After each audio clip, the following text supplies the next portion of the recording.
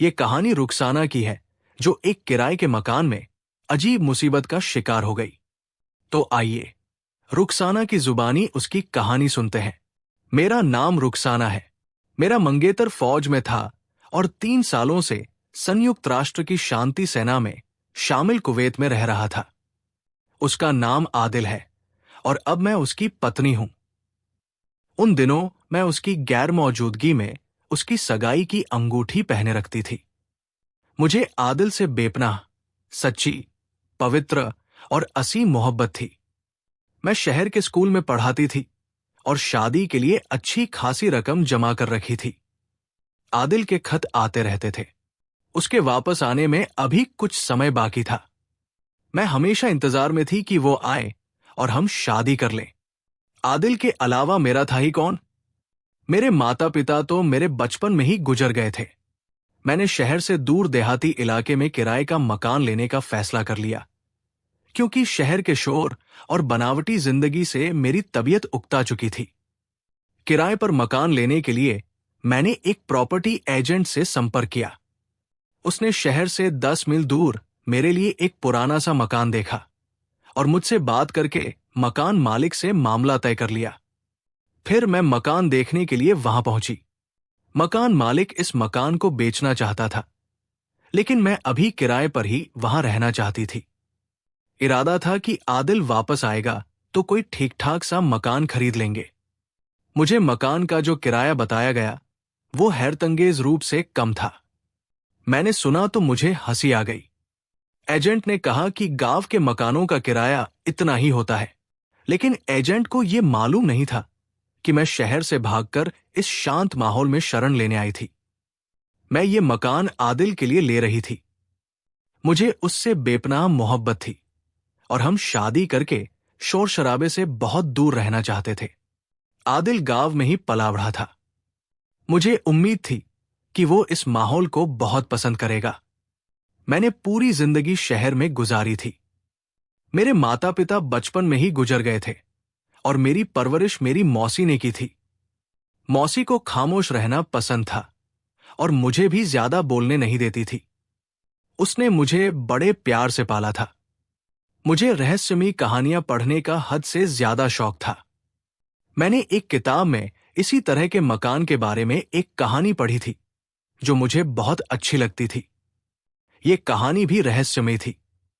जब एजेंट ने मुझे ये मकान बताया तो मुझे ऐसा लगा जैसे वो कहानी इसी मकान के बारे में थी। शायद कहानी का असर था कि मुझे ये मकान जाना पहचाना लगने लगा, जैसे मैं इस मकान में कभी रह चुकी हूं। एजेंट ने मकान का ताला खोला और चाबी मुझे देकर पता नहीं कहां चला गया। मैं अंदर आ गई। बाहर से मकान जितना अच्छा लगा था, अंदर से देखकर मुझे उतनी ही घबराहट होने लगी। दीवारें और फर्श गंदे थे, फर्नीचर पुराना और दीवारें पुराने जमाने की उदास कहानियां सुना रही थी। इनमें से कोई भी चीज यहां की नहीं थी। पता नहीं कौन रख गया था। मुझे कदमों की आहट भी सुनाई देने लगी। मैंने इधर उधर देखा और सोचा कि एजेंट होगा, लेकिन वहां मेरे अलावा कोई नहीं था।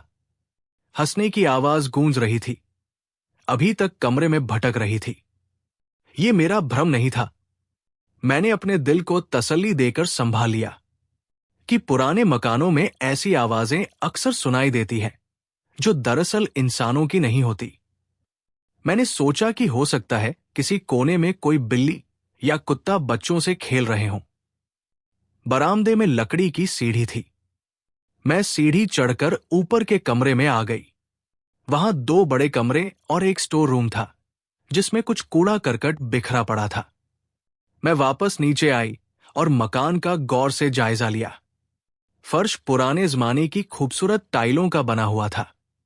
अंगीठी बेहद खूबसूरत थी और दरवाजों खिड़कियों के कगारों पर फूल पत्ते खुदे हुए थे। छत पर भी कलाकारी हुई थी। ऐसा लगता था जैसे ये मकान किसी ने बड़े प्यार से अपने लिए बनाया हो। हर चीज से यहां रहने वालों का अच्छा स्वाद जाहिर हो रहा था। वही मकान जो कुछ देर पहले उदास नजर आ रहा था, अब खिला हुआ और मुस्कुराता दिखाई दे रहा था। मेरे दिमाग में ये बदलाव क्यों आया? मेरे पास आज भी इस सवाल का जवाब नहीं। मकान की पुरानी खूबसूरती मुझे सुंदरता और प्रेम की वादियों में ले गई। मेरे पास आज भी इस सवाल का जवाब नहीं। मैंने फैसला कर लिया कि मैं इसी मकान में रहूंगी और आदिल के लिए इसे और भी ज्यादा खूबसूरत बनाऊंगी। तभी एजेंट अंदर आया और मैं उसकी तरफ देखने लगी। उसने कहा कि मैं चाहता हूं कि आप फिर सोच लें।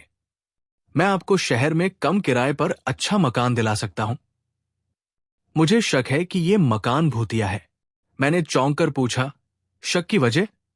तो वो कहने लगा, दरअसल ये मकान 100 साल पुराना है और बहुत समय तक खाली रहा है। खाली मकानों में अक्सर ऐसा होता है कि भूत डेरा डाल लेते हैं। मैंने एजेंट की बात नहीं मानी और कहा, मुझे इस मकान में रहना है। और दूसरे दिन ही मैं इस मकान में रहने आ गई। मैंने नीलामी से एक पुराना सोफा सेट खरीद लिया। आदिल अपनी तनख्वाह में से हर महीने मुझे कुछ पैसे भेज दिया करता था, जो मैं शादी की जिंदगी के लिए अलग रख देती थी। मेरे पास अपने भी 30-40 हजार रुपए थे, जो मौसी ने पिछले साल मरते समय मेरे लिए छोड़े थे। मैंने मकान के अंदर दीवारों और दरवाजों पर रंग करवाना शुरू कर दिया। फिर मैं पुराना फर्नीचर तलाश करने लगी, क्योंकि नई चीजें खरीदने की हिम्मत नहीं थी। पता नहीं क्यों मुझे इस मकान से एक रूहानी जुड़ाव महसूस होने लगा। कभी कभी ऐसा लगता जैसे मैं एक सदी पहले की इंसान हूं और वर्तमान दुनिया के साथ मेरा कोई रिश्ता नहीं। मैं इस मकान को सजाने लगी और रोज की बातें आदिल को लिखने लगी। फिर आदिल का खत आया तो उसमें गुस्सा था। उसने लिखा था कि इस तरह के पुराने मकान पर इतने पैसे खर्च करना बुद्धिमानी नहीं। मैं कुछ समय में वापस आ जाऊंगा, लेकिन मैं ऐसे मकान में नहीं रहूंगा। आदिल का खत पढ़कर मुझे गुस्सा आ गया। खत पढ़ते समय मैंने महसूस किया कि जैसे वह किसी ऐसे आदमी का खत है जिसके साथ मेरा कोई गहरा रिश्ता नहीं। मैंने आदिल को जवाब में लिखा कि मैं इसी मकान में रहूंगी। मैंने गुस्से में लिफाफा बंद किया तो उसी दौरान दरवाजे के किवाड़ों में हलचल हुई, जिसके तुरंत बाद मैंने अपने कंधे पर किसी आदमी के हाथ को महसूस किया, जो प्यार से मेरे कंधे को सहला रहा था।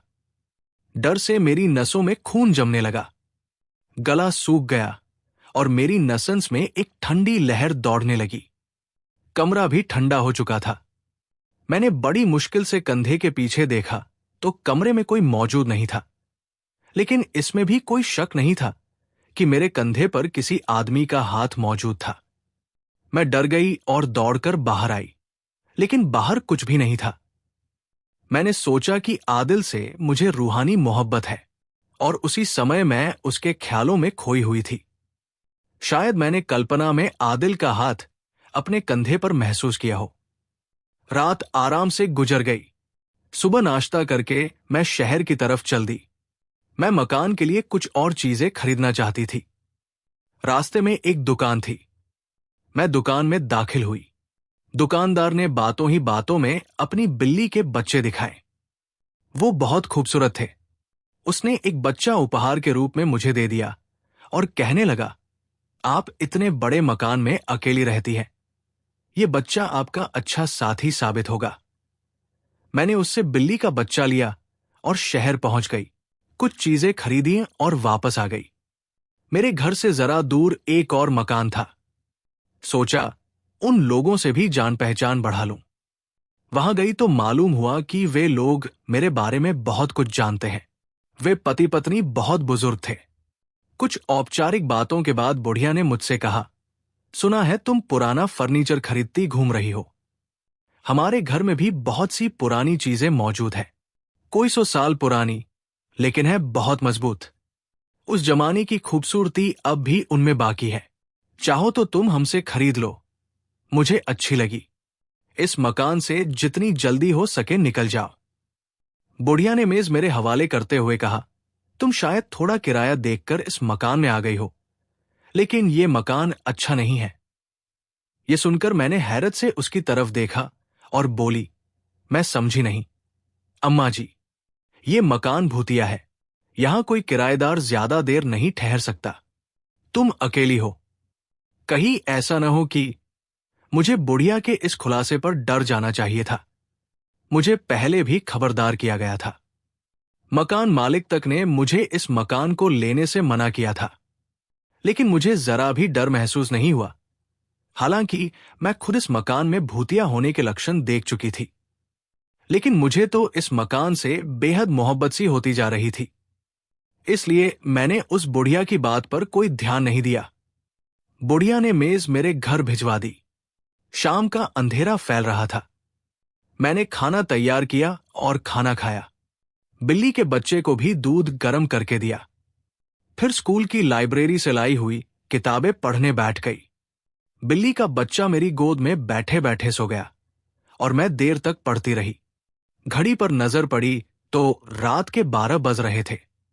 मैं सोफे पर बैठी थी, किताब सोफे पर रख दी और सोचा कि इतनी देर तक जागना ठीक नहीं।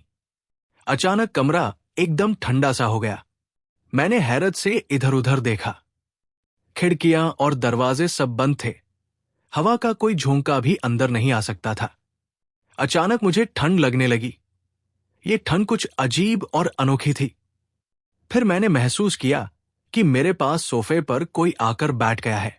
मुझे सोफे के दबने और स्प्रिंग की हल्की सी आवाज भी सुनाई दी। डर की एक ठंडी लहर मेरे शरीर में दौड़ गई। मेरी गोद में बैठे बिल्ली के बच्चे ने डरकर मेरे बगल में देखा। उसकी आंखों में डर साफ दिख रहा था, जैसे उसे कोई इंसान या कोई और चीज दिखाई दे रही हो।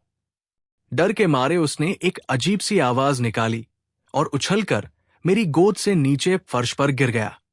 वो लड़खड़ाया और बंद दरवाजे से जा टकराया। फिर उसने डरकर मेरी तरफ देखा और दरवाजे पर अपने पंजे मारने लगा। मैं हैरान और डरी हुई थी। उसकी हालत देखकर मैं सोफे से उठी और दरवाजा खोल दिया। बिल्ली का बच्चा तेजी से बाहर भागा और अंधेरे में गायब हो गया। मैं बाहर अंधेरे में झांकने लगी, लेकिन मेरी हिम्मत नहीं हुई कि मुड़कर देखूं कि कमरे में वो कौन सी डरावनी चीज थी जिसे देखकर बिल्ली इतनी घबरा गई। मेरे लिए एक ही रास्ता था कि मैं घर से भागकर अंधेरे में कहीं छुप जाऊं, किसी पड़ोसी के घर में रात गुजारूं या शहर के किसी होटल में चली जाऊं। लेकिन फिर मुझे लगा कि अगर इस कमरे में कोई बुरी आत्मा या भूत है तो वो मुझे रास्ते में रोक लेगा और आसानी से बाहर नहीं जाने देगा। डर के मारे मेरा शरीर कांप रहा था और मेरी इंद्रियां काम करना बंद कर रही थी। मैंने खुद को काबू करने की कोशिश की और मुश्किल से कांपते हुए कमरे में वापस गई, लेकिन वहां कोई नहीं था। तब मैं बाहर निकली और दूसरे कमरे में जाकर बत्ती जला दी। अब मुझे यकीन हो चुका था कि ये घर बुरी आत्माओं का ठिकाना है।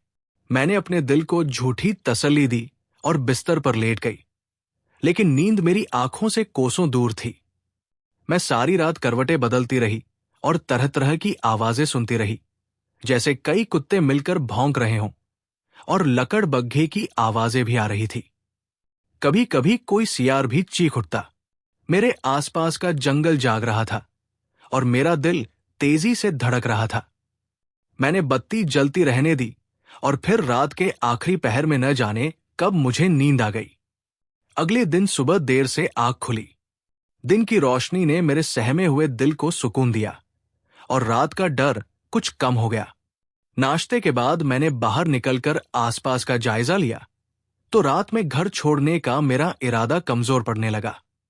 इतना सुंदर और मन को सुकून देने वाला माहौल शहर में सपने में भी नहीं मिल सकता था। लेकिन जब मुझे रात वाली घटना याद आई कि मेरे पास सोफे पर कोई आ बैठा था और बिल्ली का बच्चा डरकर भाग गया था, तो मेरा दिल बैठ गया। मैंने कभी बुरी आत्माओं की कहानियों पर यकीन नहीं किया था, लेकिन मुझे यह भी यकीन नहीं था कि रात की घटना मेरा सिर्फ वहम थी।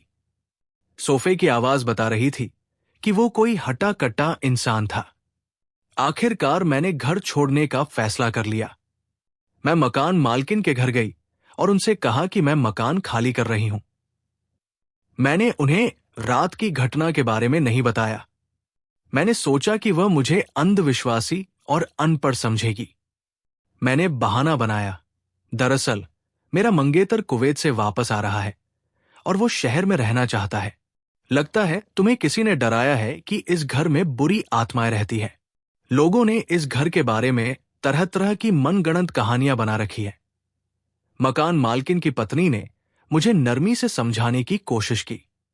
मैंने उन्हें बताया कि एक बूढ़ी औरत ने मुझसे कहा था कि मैं इस घर से निकल जाऊं। इस बार मकान मालकिन की पत्नी ने गंभीर लहजे में समझाया, देखो बेटी, अगर तुम मकान खाली करना चाहती हो तो बेशक करो, लेकिन मैं तुम्हें यह बताना चाहती हूं कि लोगों ने इसके बारे में बुरी आत्माओं की झूठी कहानियां बना रखी है। मैं और मेरे पति 15 साल इस घर में रहे, लेकिन हमें कभी कोई बुरी आत्मा नहीं दिखी। दरअसल कहानी यह है कि 100 साल पहले एक आदमी, नादिर खान, ने इस घर को बनाने के लिए जमीन खरीदी थी। उसने अभी घर बनाना शुरू ही नहीं किया था कि जंग शुरू हो गई। अब मैं पूरी तरह से ध्यान से मकान मालकिन की बात सुन रही थी, जो मेरा डर दूर करने की पूरी कोशिश कर रही थी। उन्होंने बताया, नादिर खान एक देशभक्त इंसान था। वो अपने देश से बहुत प्यार करता था, इसलिए वो तुरंत जंग में चला गया। उसकी सगाई हो चुकी थी। उसे अपनी मंगेतर से बहुत प्यार था और उसकी मंगेतर भी उससे उतना ही प्यार करती थी। नादिर खान अपनी मंगेतर के लिए ही ये घर बनाना चाहता था, लेकिन वो जंग में चला गया। दुख की बात यह हुई कि उसकी गैरहाजिरी में उसकी मंगेतर ने किसी और से शादी कर ली और न जाने कहां गायब हो गई। जब नादिर खान जंग से वापस आया तो उसने अपनी मंगेतर को गायब पाया, जिसके लिए वो महल जैसा शानदार घर बनाना चाहता था। लड़की के गायब होने पर वो चुप हो गया और उसने ये घर बनाना शुरू कर दिया। वो हर समय कारीगरों के सिर पर खड़ा रहता और अपनी पसंद के अनुसार काम करवाता। इस घर को बनाने में नादिर खान को 2 साल लगे और उसने घर की हर चीज को बहुत सुंदर बनाया। उस जमाने के लोग बताते थे कि वो घर के एक एक नक्शे, एक एक ईंट, एक एक पत्थर में अपनी बेवफा मंगेतर को ढूंढ रहा था। कभी कभी कोई दोस्त उससे पूछता कि अब किस लड़की को इस खूबसूरत घर में लाओगे, तो नादिर खान हर किसी से एक ही बात कहता कि वो एक ना एक दिन खुद ही इसमें आ जाएगी। वो घर बनाता रहा और 2 साल में घर पूरा हो गया। उसने घर के सामने एक बगीचा बनवाया और उसमें नायाब फूल, पौधे और सुर्ख गुलाब लगाकर उसे बेहद सुंदर बना दिया। मकान मालकिन कहानी सुना रही थी और मेरे दिमाग में एक दुखी और उदास आदमी की तस्वीर बनती जा रही थी। मुझे यकीन हो रहा था कि मैं इस आदमी को अच्छी तरह से जानती हूं और मैंने उसे कई बार देखा है। नादिर खान का नाम कुछ जाना पहचाना सा लगा, जैसे वो बहुत पहले से मेरे दिल में बसा हो।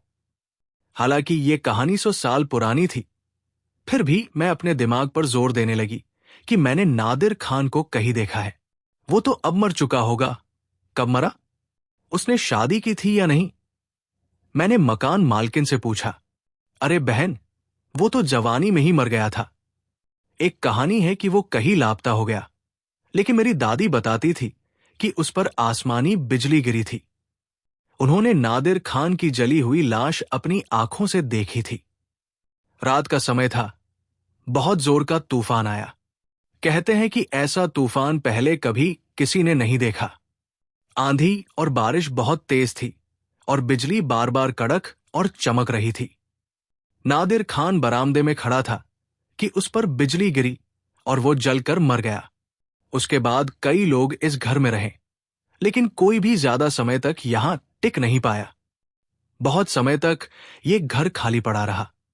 आखिरकार मेरे पति ने नादिर खान के वारिसों को ढूंढकर उनसे ये घर खरीद लिया। हम 15 साल इसमें रहे और हमें कभी भी शक नहीं हुआ कि यहां कोई बुरी आत्मा रहती है। लोगों ने नादिर खान की मोहब्बत की कहानी में सच्चाई जोड़ने के लिए ये कहानी बनाई कि नादिर खान की आत्मा आज भी अपनी मंगेतर को तलाश करती है। अगर ये बात सच होती तो मैं तुम्हारे जैसी जवान लड़की को कभी यहां रहने नहीं देती। मालकिन ने किस्सा खत्म किया, लेकिन मैंने फिर भी उसे नहीं बताया कि मैंने उस मकान की आत्मा को महसूस किया है। पता नहीं मेरे दिल में क्या आया कि मैंने मालकिन की बात मान ली और मकान छोड़ने का फैसला बदल डाला। लेकिन इसके साथ ही नादिर खान मेरे दिमाग पर हावी हो गया। मुझे बार बार ख्याल आता कि वो अपनी बेवफा और धोखेबाज मंगेतर को तलाश करते हुए मर गया। मुझे नादिर खान के साथ ऐसी दिलचस्पी पैदा हो गई जिसका संबंध मेरी आत्मा के साथ था। मैं मालकिन के घर से निकली और शहर चली गई। शहर की रौनक और चहल पहल देखकर मुझे पिछली रात की घटना फिर याद आ गई। मैंने अपने आप को धोखा देने की बहुत कोशिश की कि वो सिर्फ मेरा भ्रम था, लेकिन मेरी कोशिश कामयाब नहीं हुई। कोई इंसान निश्चित रूप से मेरे सोफे पर बैठा था और उससे पहले किसी ने बिना किसी शक के मेरे कंधे पर हाथ रखा था। मैंने फिर इरादा कर लिया कि मैं इस मकान को छोड़कर शहर चली जाऊंगी और कोई और मकान लेकर रहूंगी। मुझे यूनिवर्सिटी की लाइब्रेरी से एक दो किताबें लेनी थी। मैं यूनिवर्सिटी चली गई। स्कूल में उन दिनों छुट्टियां थी और मिस मेहरीन से बातें होने लगी तो उसने यूनिवर्सिटी के संग्रहालय का जिक्र छेड़ दिया। मैंने ये संग्रहालय कभी नहीं देखा था और मिस मेहरीन ने बताया कि संग्रहालय खुला है। मैं जाकर देख सकती हूं, जो पुरातत्व विषय के छात्रों के लिए कभी कभी खोला जाता है। मैं ऊपरी मंजिल पर स्थित संग्रहालय में चली गई। वहां सदियों पुरानी सभ्यता की विभिन्न चीजें बिखरी पड़ी थी। मैं तस्वीरों की गैलरी में गई तो मुझे वहां जंग के समय की 100 साल पुरानी तस्वीरें दीवार पर लगी हुई दिखी। ये काफी बड़ी तस्वीर थी जिसमें 12 नौजवान आदमी वर्दी पहने खड़े थे। ये योद्धा थे। तस्वीर के नीचे उन सब के नाम लिखे थे। मैं नाम पढ़ने लगी तो एक नाम पर रुक गई। नाम लिखा था नादिर खान। मेरे शरीर में एकदम सिहरन सी हुई। ये था वो नादिर खान जिसने अपनी मंगेतर के लिए इतना खूबसूरत मकान बनवाया था और अब मैं उसमें रह रही थी। मैंने तस्वीर पर निगाहें गड़ा दी। वो सबसे ज्यादा आकर्षक और खूबसूरत आदमी था। उसकी आंखें मेरी आंखों में झांक रही थी और मुझे ऐसा लग रहा था जैसे मैं ही उसकी मंगेतर थी। उसकी आंखों में प्यार की चमक थी। इंसानियत का प्यार, अपने देश का प्यार, अपनी मंगेतर का प्यार। वो प्यार का खूबसूरत रूप था। मैं वहां से हटने लगी तो ऐसा लगा जैसे तस्वीर की आंखें मेरा पीछा कर रही हों। मैं रुक गई और मजबूर होकर मैंने तस्वीर से फुसफुसाया, नादिर खान, अगर तुम मेरा इंतजार कर रहे थे तो मैं आ गई हूं। अचानक मैंने अपनी रीढ़ की हड्डी में ठंडक की एक लहर दौड़ती हुई महसूस की और मेरा शरीर थरथर कांपकर स्थिर हो गया। मैं तो इस शख्स को जानती हूं। मेरे दिल के अंदर से एक आवाज आई। मैं इस खूबसूरत आदमी की सांसों की गर्मी से भी परिचित हूं। मेरे होठों से फुसफुसाहट निकली और अगर ये आदमी इस मकान में आता है तो मैं उसकी भटकी हुई आत्मा से कभी नहीं डरूंगी। मैं उसका इंतजार करूंगी। मुझे ऐसा लगने लगा जैसे मैंने ये मकान इस आदमी के लिए किराए पर लिया था। मैंने तो अपने आप से कहा था कि मैं आज रात उसका इंतजार करूंगी। मेरे विचारों में ये बदलाव क्यों आया? क्या ये मेरे जज्बातों की तीव्रता थी?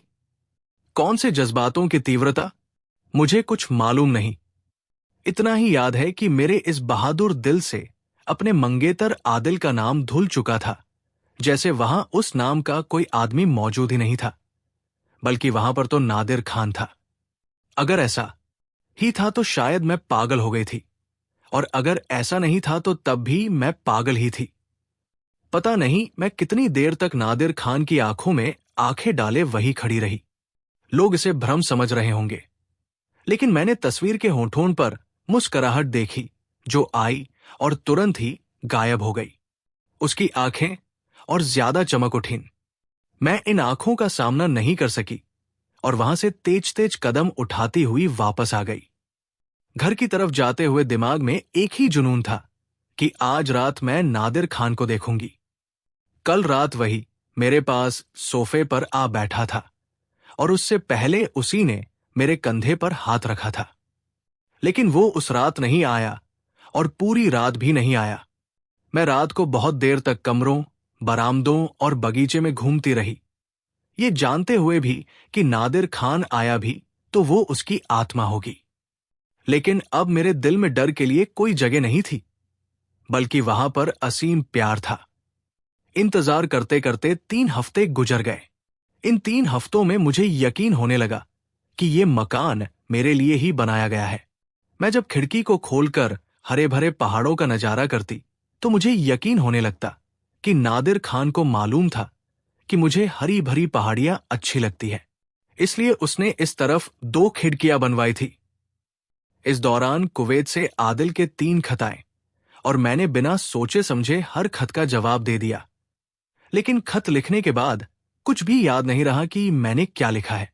मैंने शायद हर खत में इस मकान की तारीफ की थी, क्योंकि आदिल ने चौथे खत में लिखा था कि मालूम होता है ये मकान तुम्हारे दिल में बुरी तरह बस गया है। उसने लिखा था कि मैं जल्द ही आ रहा हूं।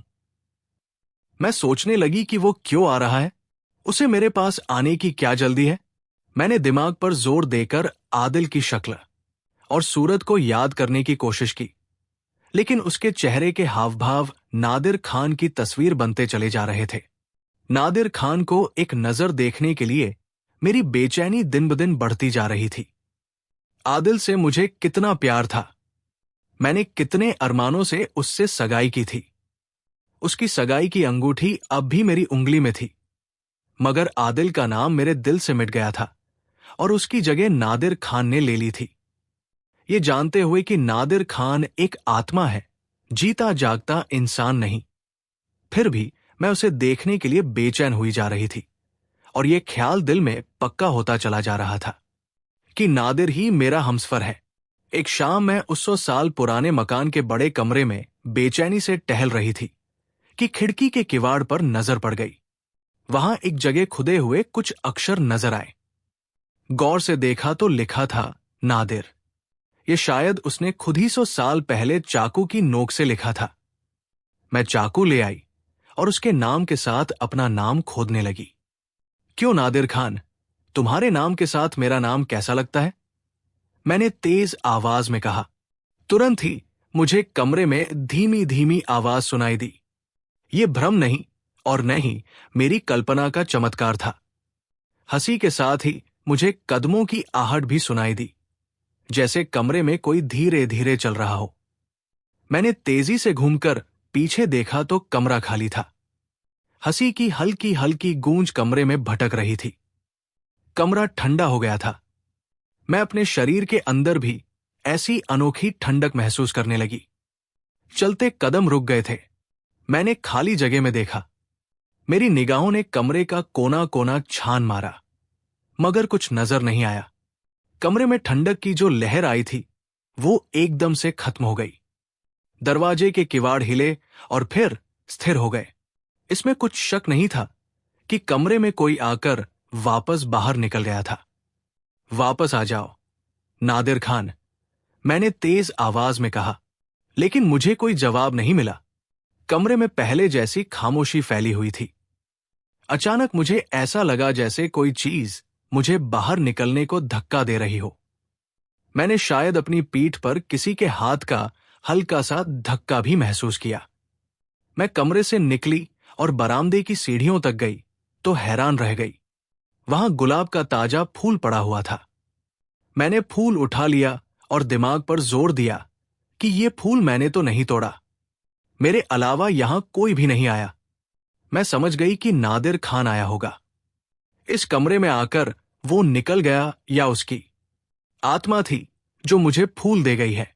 नादिर खान के अलावा वहां कोई नहीं था। शुक्रिया नादिर खान। मैंने फूल को चूम लिया, जिसके साथ ही मेरे बाल यूं हिले जैसे हवा के तेज झोंके से उड़े हों। लेकिन हवा के झोंके को मैंने अपने चेहरे या शरीर के किसी और हिस्से पर महसूस नहीं किया। मैंने माथे पर पड़े बालों को अपने हाथ से पीछे किया तो मेरे हाथ एक मर्दाना हाथ से टकरा गए। मैं हक्की बक्की रह गई। इंसान की उंगलियां मेरे बालों में घूम रही थी। मैंने रीढ़ की हड्डी में ठंडी लहर महसूस की। मैंने गलती की थी कि अपना हाथ सिर तक ले गई, वरना यह जादू कुछ देर तक कायम रहता। मैंने ज्यों ही अपना हाथ सिर पर रखा, उन अदृश्य उंगलियों का स्पर्श खत्म हो गया। मैंने घूमकर देखा तो वहां कोई मौजूद नहीं था। मैं अकेली और तन्हा वहां खड़ी थी। उस दिन के बाद मुझे तेज आवाज से बोलने की आदत हो गई थी। उसने ये बताया था कि ये 100 साल पुरानी मेज है। पता नहीं मुझे क्यों यकीन होने लगा कि ये मेज उसी मकान से गई थी और इसका पहला खरीदार नादिर खान था। मैंने सोचा कि इसका फीका फीका रंग उतार दूं और इसे दोबारा पॉलिश कर दूं। मैं रंग की छड़ी से रगड़ने लगी और तेज आवाज से कहने लगी, ये तुम्हारी मेज थी नादिर खान। देखो, मैं इसे फिर से चमका दूंगी। तुम देख रहे हो ना, तुमने ये मेज मेरे लिए खरीदी थी।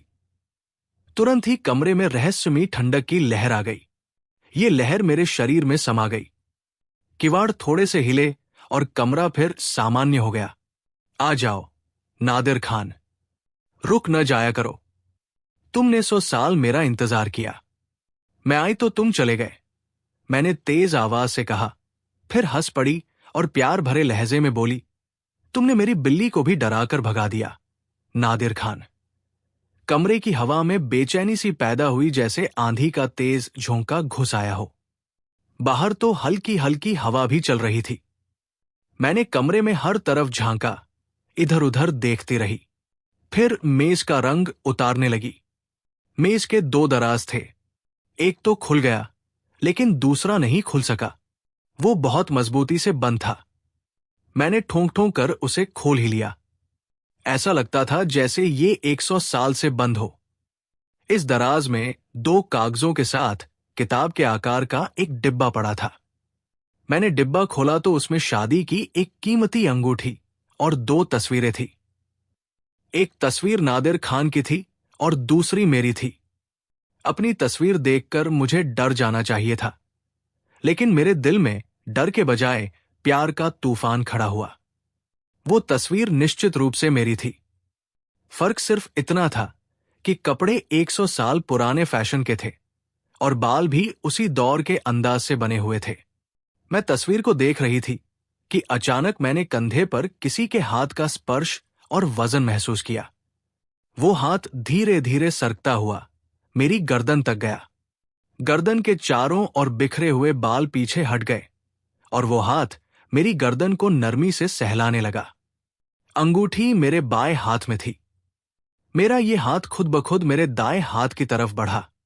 दायां हाथ अपने आप ऊपर उठ गया और बाएं हाथ ने मेरी अपनी कोशिश के बावजूद अंगूठी दाएं हाथ की उंगली में पहना दी। मैंने ठीक कहा था नादिर खान, मैंने तेज आवाज से कहा, यह मेज तुम्हारी है। तुरंत ही बरामदे में किसी के कदमों की आहट सुनाई दी। फिर दरवाजे पर दस्तक हुई। मैंने खुशी से भरे लहजे में कहा, नादिर खान आ गया। मैंने जल्दी से दरवाजा खोला। बाहर झांका तो पोस्टमैन खड़ा था, जिसके हाथ में एक लिफाफा था। ये अर्जेंट लेटर है, ये अर्जेंट लेटर है मैडम, इसलिए बेवक्त आया हूं, पोस्टमैन ने बताया। फिर वो खत देकर चला गया। निराशा और गुस्से ने मुझे बेहाल कर दिया। मैं तो खुश हुई थी कि नादिर खान आया है, लेकिन वो पोस्टमैन निकला। मैंने गुस्से से बिलबिलाते हुए लिफाफा खोला। ये आदिल का खत था, जो कुवैत से उसने मुझे भेजा था। इस खत में आदिल ने लिखा था, तुम्हारे पिछले 2-3 खत इतने बेतुके और बिना मतलब के हैं, जैसे तुमने नींद में लिखे हों, या शायद तुम्हारा दिमाग खराब हो गया है। कुछ वाक्य ऐसे हैं जिनसे पता चलता है कि तुम सपनों की दुनिया में जी रही हो। मुझे तुम्हारे बारे में चिंता होने लगी है। इस वीराने से निकलकर शहर जाकर रहो और लोगों में उठो बैठो। मैं कुछ दिनों में वापस आ रहा हूं। मैंने खत पढ़ा और लापरवाही से फेंक दिया। फिर आईना देखा तो धुंध सी छा गई। इस धुंध में एक साया सा गुजरा और धुंध छंट गई। मेरा चेहरा फिर साफ हो गया। मेरी आंखों से बेकाबू होकर आंसू बहने लगे। नादिर खान, सामने आ जाओ, मैं तुम्हें देखना चाहती हूं। एक बार, एक पल के लिए ही सही, मेरे सामने तो आओ, मैंने रूंधी हुई आवाज में विनती की। जवाब में मुझे कमरे में हंसी की आवाज सुनाई दी। दरवाजे के किवाड़ खड़के। कमरे में ठंडक की लहर आई और गुजर गई। इससे मेरी निराशा और बढ़ गई। दूसरे दिन मैं बगीचे में टहल रही थी कि मेरा दाया बाजू खुद ब खुद ही जरा ऊपर उठा और एक अदृश्य हाथ ने उसे थाम लिया। मैंने चौंक कर दाएं बाएं देखा। मैं अकेली थी, लेकिन मेरे दाएं बाजू के साथ किसी आदमी का बाजू उलझा हुआ था। फिर मेरी उंगलियां मर्दाना उंगलियों में उलझ गई। बगीचे में एक कुत्ता था। वो रुक गया और उसने मेरी तरफ देखा। फिर तुरंत ही बड़े जोर से भौंकने लगा और यूं डरकर भागा जैसे उसे किसी ने पत्थर मार दिया हो। मुझे यकीन हो गया कि मेरे साथ नादिर खान की आत्मा टहल रही है। मैंने सुन रखा था कि बदरूहें कुत्तों और बिल्लियों को नजर आ जाती है। मैं इसी स्थिति में मग्न टहलती रही। मेरा शरीर ठंडा होता चला गया। मैंने कहा, नादिर खान, मुझे अपनी सूरत दिखा दो। जवाब में मुझे उसकी धीमी धीमी हंसी की आवाज सुनाई दी। फिर अचानक मेरा उठा हुआ बाजू मेरे बगल से आ लगा और मुझे दूर हटते कदमों की आवाज सुनाई दी। मैंने रुककर देखा। हवा रुकी हुई थी। फिर भी गुलाब का पौधा बड़े जोर से हिला और एक फूल टहनी से टूटकर नीचे आ गिरा। मैंने झपटकर फूल उठा लिया। नादिर खान की आत्मा जा चुकी थी। उससे अगली सुबह मैं गहरी नींद सो रही थी कि नींद से आंख खुल गई। किसी की उंगलियां मेरे बालों में घूमती, मेरे गालों को सहलाने लगी और होठों पर आई तो उनका स्पर्श खत्म हो गया। मैंने चाय तैयार की। बाहर की हवा में आंधी के लक्षण उभरने लगे। हवा तेज से तेज होती चली गई। उस समय मुझे याद आया कि नादिर खान तूफान में मरा था। उस पर बिजली गिरी थी। आज भी तूफान के लक्षण नजर आ रहे थे। मैं दुआएं करने लगी कि वैसा ही तूफान आए जैसा तूफान में नादिर खान मरा था। मुझे उम्मीद थी कि वो तूफान नहीं आएगा। अचानक दरवाजे पर बड़े जोर से दस्तक हुई। मेरे दिल से बेकाबू होकर आवाज निकली कि वो आ गया। मैं भागकर दरवाजा खोला तो दिल बैठ सा गया। मेरे सामने मेरा मंगेतर आदिल खड़ा था। उसने कहकहा लगाकर कहा, क्यों, डर गई ना? मैंने लिखा नहीं था कि मैं आ रहा हूं। मैं तुम्हें सरप्राइज देना चाहता था। मैंने खुशी का इजहार करने की हर मुमकिन कोशिश की, लेकिन मैं निराशा को नहीं दबा सकी। आदिल अंदर आया और नफरत भरी निगाहों से कमरे की हर चीज का जायजा लेने लगा। मैं हैरान हूं कि तुम इस सदियों पुराने मकान में किस तरह रह रही हो, उसने कहा। तुरंत सामान बांधो और शहर चलो।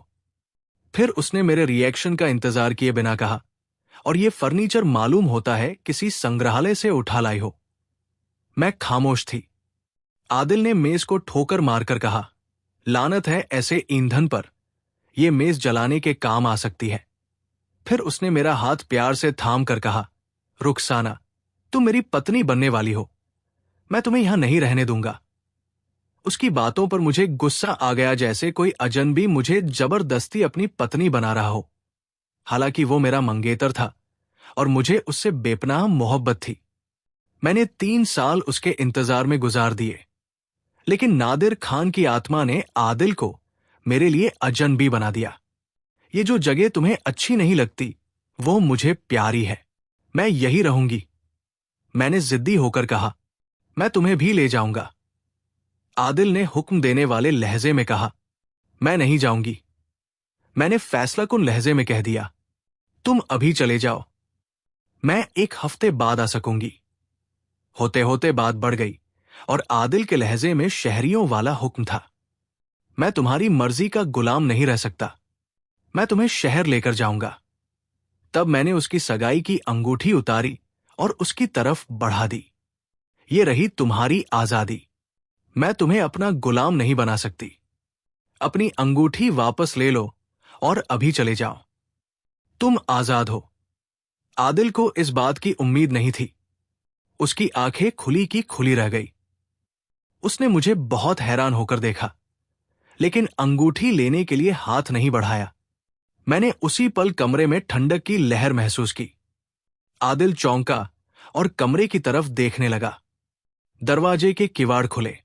आदिल की समझ में नहीं आया कि यह सब क्या था, लेकिन मैं जानती थी कि नादिर खान की आत्मा कमरे में आ गई है। उसने मेरा हौसला बढ़ाया, आदिल, जाओ, यहां से निकल जाओ। मेरा तुम्हारा कोई रिश्ता नहीं, कोई बंधन नहीं। मैंने अंगूठी आदिल की तरफ फेंकते हुए कहा। आदिल आखिर मर्द था। अपनी बेइज्जती बर्दाश्त नहीं कर सका। उसने झुककर फर्श से अंगूठी उठाई, एक पल के लिए मुझे देखा और कमरे से निकल गया। मुझे ये कभी याद नहीं रहा कि आदिल ने कुवैत में 3 साल मेरे लिए पैसा पैसा बचाया और मेरे लिए खूबसूरत सपने देखे। उस दिन मुझे उस पर गुस्सा आ गया। नादिर खान की आत्मा आई थी। अगर आदिल न होता तो शायद वो मुझे नजर आ जाती। मैंने दूसरे हाथ की उंगली को देखा जिसमें नादिर खान की अंगूठी पहन रखी थी। मैंने इस हाथ को अपने दूसरे हाथ में थामा और आंखें बंद करके कहा, नादिर खान, तुम्हारी इस अंगूठी के साथ मैं भगवान को हाजिर नाजिर मानकर तुम्हें अपना पति स्वीकार करती हूं। मेरे शांत होते ही कमरे में जैसे भूकंप सा आ गया। फिर अचानक चारों तरफ खामोशी छा गई। नादिर खान, अब आ जाओ। मैंने तेज आवाज से उसकी आत्मा को बुलाया। फिर मैं अपने कमरे में चली गई। मैंने सोचा कि मैं तो अब बदरूहों के देश की इंसान बनती जा रही हूं। रात का अंधेरा गहरा हो चुका था। मैं दुल्हन के रूप में नादिर खान का इंतजार कर रही थी, क्योंकि मैं भगवान को हाजिर नाजिर मानकर उसकी पत्नी बन चुकी थी। मेरे कान बाहर की आवाजों पर लगे थे। मैं उसके कदमों की आहट सुनना चाहती थी। थोड़ी देर बाद आहट सुनाई दी, लेकिन ये इंसान के कदमों की नहीं बल्कि बारिश की आवाज थी। बारिश होने लगी थी जो थोड़ी सी देर में तेज हो गई। मैंने बत्ती बुझा दी और पलंग पर बैठ गई। मुझे यकीन था कि नादिर खान की आत्मा जरूर आएगी और उसने मुझे अपनी पत्नी बना लिया है। मेरे दिमाग में यह सच्चाई बिल्कुल नहीं आई कि मैं जिंदा हूं और वह मरे हुए आदमी की आत्मा है। बिजली बड़े जोर से चमकी, साथ ही बिजली की कड़क ने मकान को हिला दिया। तेज हवाओं की चीखें और ज्यादा कर्कश हो गई। मेरा दिल खुशी से उछलने लगा, क्योंकि नादिर खान 100 साल पहले इसी तरह के तूफान में मरा था। उस पर बिजली गिरी थी। आज भी बिजली चमक रही थी। मुझे यकीन होने लगा कि जमाना 100 साल पीछे चला गया है, या ये तूफान 100 साल पहले का है जो नादिर खान को मेरे पास वापस ले आएगा। बारिश तेज होती चली गई और आंधी और तेज होती चली गई। बिजली रह रहकर चमक और कड़कने लगी। मकान बाढ़ के दरिया में किसी नाव की तरह डोल रहा था। नादिर खान, आ जाओ, मैंने चिल्लाकर कहा। मेरी पुकार के जवाब में इतनी जोर से बिजली कड़की कि मैंने चीख कर कानों पर हाथ रख लिए। अंधेरा कमरा बिजली की चमक से एक पल के लिए रोशन हुआ और फिर अंधेरे में डूब गया। बिजली के इस झटके ने मकान की नींव तक को हिला डाला और मुझे कुछ ऐसी तड़ाह तड़ाह की धीमी आवाजें सुनाई देने लगी जैसे कहीं आग लगी हो और लकड़ियां जल रही हों। तूफान कहर ढाता चला गया। मेरा दम घुटने लगा। अंधेरे में यूं महसूस हुआ जैसे कमरे में धुआं भर रहा हो। मैंने उठकर बत्ती का बटन दबाया, लेकिन रोशनी नहीं हुई। बिजली कट चुकी थी। मैं दूसरे कमरे में आई तो इस कमरे को धुएं से भरा हुआ पाया। पास ही कहीं बरामदे या किसी कमरे में आग लग चुकी थी। उस समय मैं सच्चाई की तरफ लौटने लगी, लेकिन कुछ पता नहीं चल रहा था कि ये सब क्या है। तभी मुझे खिड़कियों के बाहर आग की लपटों के भूत नाचते नजर आए। मैं कुछ समझने की कोशिश कर रही थी कि अचानक मकान बड़े जोर से कांपा और भयानक सी गड़गड़ाहट सुनाई दी, जैसे मकान का कोई हिस्सा गिर चुका हो। आग की लपटें ऊंची होने लगी। इसके साथ ही बारिश एकदम रुक गई, मगर हवा नहीं रुकी। मैं घबराकर सीढ़ियों की तरफ भागी। आग की लपटें ऊंची होने लगी। इसके साथ ही बारिश एकदम रुक गई, मगर हवा नहीं रुकी। मैं घबराकर सीढ़ियों की तरफ भागी तो मालूम हुआ कि मैं आग में घिर गई थी। मैं ऊपरी मंजिल पर थी। निकलने का और कोई रास्ता नहीं था। हवा की तेजी आग की लपटों को तेजी से फैला रही थी। इसके बाद क्या हुआ मुझे याद नहीं। जब होश आया तब मेरे दोनों बाजू पट्टियों में जकड़े हुए थे। माथे पर ठंडी पट्टी रखी थी। शरीर का अंगंग दुख रहा था। आदिल की आंखों में आंसू थे। जब वो मकान से एकाध मील दूर था तो मकान के एक हिस्से पर बिजली गिरी। रसोई घर में मिट्टी के तेल का डिब्बा पड़ा था जो जल उठा। पास ही लकड़ी की सीढ़ी थी। उसने आग पकड़ ली और हवा की तेजी की वजह से आग बहुत तेजी से फैलने लगी। जब आदिल मकान तक पहुंचा, मेरे पड़ोसी भी वहां पहुंच चुके थे। आधा मकान उनके सामने गिरा। 2 आदमी, जिनमें आदिल भी था, पीछे से सीढ़ी लगाकर ऊपर पहुंचे और खिड़की से अंदर घुस गए। आदिल ने मुझे बेहोश उठा लिया। सबने बड़ी मुश्किल से मुझे जलते मकान से निकाला। मेरे जख्म कुछ दिनों बाद ठीक हो गए। कुछ दिनों तक दिमाग ठीक नहीं रहा और परेशान सा रहा। मैंने नादिर खान की आत्मा के राज को सीने में दफन करके आदिल से शादी कर ली, मगर मेरी मानसिक हालत बिगड़ती चली गई। फिर डॉक्टर को दिखाया तो मेरे दिमाग की हालत पूछी। फिर कई दिनों तक तरह तरह के सवालों से मुझे परेशान किए रखा।